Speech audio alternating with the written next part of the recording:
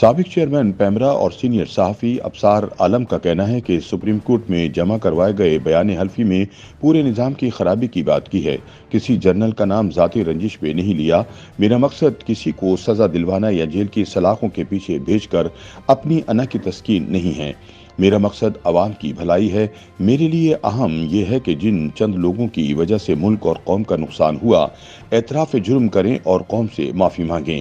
فیض آباد دھرنا کیس میں سابق DGI جنرل فیض حمید کو سزا ملے یا نہ ملے، سچ سامنے لانا اور غلطی ماننا بہت ضروری ہے تاکہ ملک درست سمت پر گامزن ہو سکے۔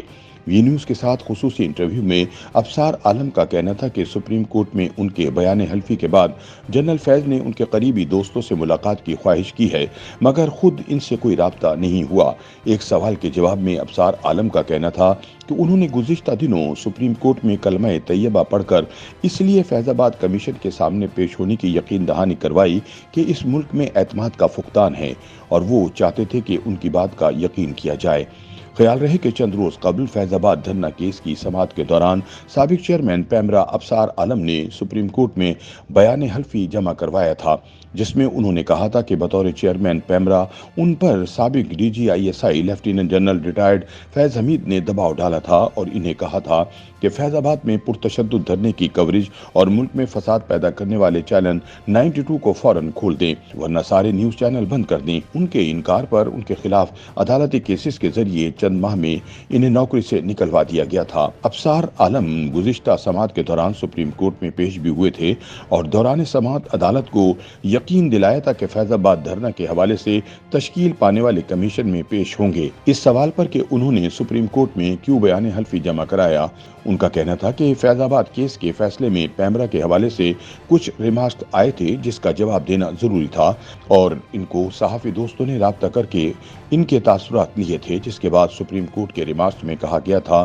کہ کسی کے پاس کوئی ثبوت ہے تو وہ عدالت جمع کروائے۔ سابق چیئرمین پیمرا کا کہنا تھا کہ وہ سرکاری عہدے پر تھے، اس لیے انہوں نے اپنے دور میں ہونے والے واقعات پر عوام کو جواب دینا ضروری سمجھا۔ ابصار عالم کا کہنا تھا کہ انہیں کمیشن کے حوالے سے اعتماد تو ہے مگر چند خدشات ہیں جس کی وجہ سے وہ چاہتے ہیں کہ اس کی کارروائی لائیو دکھائی جائے تاکہ عوام جان سکیں کہ ابصار عالم سے کیا سوالات ہوئے اور انہوں نے کیا جواب دیے۔ ان کا کہنا تھا کہ میڈیا کو بھی اس کیس کو لائیو کرنے کی درخواست کرنی چاہیے تاکہ تاریخ میں درج ہو کہ ایک صحافی نے مشکل حالات میں سچ بولا۔ ابصار عالم کا کہنا تھا کہ میں چاہتا ہوں کہ عوام کے سامنے یہ مثال ہو کہ غیر آئینی اور غیر قانونی احکامات کے خلاف بغیر تشدد کے مزاحمت کی جا سکے۔ ان کا کہنا تھا کہ انہیں اس دھرتی کے لوگوں سے اور ملک سے پیار ہے۔ ان کا مقصد سزائیں دلوانا نہیں بلکہ وہ چاہتے ہیں کہ یہاں آئین اور قانون کی بالادستی ہو اور یہاں کا نظام درست ہو۔ ابصار عالم کے مطابق پورے 2 سال میں اسٹیبلشمنٹ کے خلاف مزاحمت کرتا رہا اور میرے خلاف مختلف ہتھ کنڈے آزمائے گئے۔ لاہور ہائی کورٹ میں میرے خلاف پٹیشن میری تعیناتی سے بھی پہلے دائر کر دی گئی تھی، مگر فیض آباد دھرنے کے بعد اس پر روزانہ کی بنیاد پر سماعت شروع ہو گئی اور مجھے فارغ کر دیا گیا۔ ابصار عالم کا مزید کہنا تھا کہ میں پرو اسٹیبلشمنٹ نہیں ہوں، اس لیے میرے ساتھ یہ سب کچھ ہوا۔